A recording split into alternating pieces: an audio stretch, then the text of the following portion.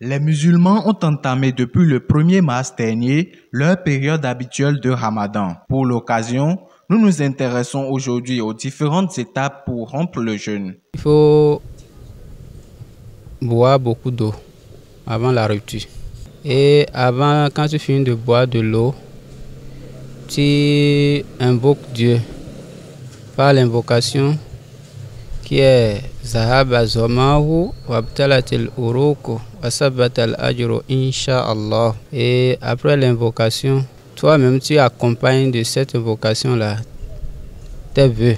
Le prophète Mohammed sallallahu alayhi wa sallam m'a conseillé de rompre le jeûne avec des fruits sucrés. Donc même si tu n'as rien, il y a la date. Si tu n'as pas trouvé ça, autre fruit, tu peux prendre autre fruit, orange, les fruits naturels qu'on a pour rompre le jeûne. Ou au cas contraire, tu prends l'eau simple et c'est bon. Le carême musulman ne s'arrête pas à la rupture du jeûne. Il y a d'autres habitudes à observer avant de passer au dîner proprement dit. Automatiquement, après la rupture, il y a la prière de Maghrib qui s'installe. C'est pour ça qu'on rompt simplement avec les fruits et en même temps, on passe à la prière de Maghrib. Après la rupture, nous passons à la prière de Maghribi. Oui, après cette prière,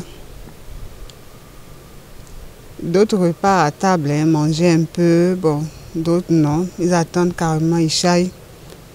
Et pour passer à la grande prière en même temps. Et après cette grande prière-là, maintenant d'autres viennent confortablement manger. Parce que quand on mange trop, juste après la rupture, on n'arrive pas à prier comme ça se doit.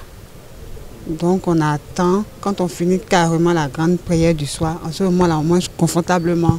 Quand on finit de manger, d'autres lisent le Coran, d'autres s'en vont. Après la nourriture, ils s'en vont carrément se coucher, mais pour se réveiller dans la nuit tardive. Dans la nuit tardive, 1h du matin, 2h du matin, pour prier, implorer Dieu. Et puis se recoucher, ça fait encore à l'aube.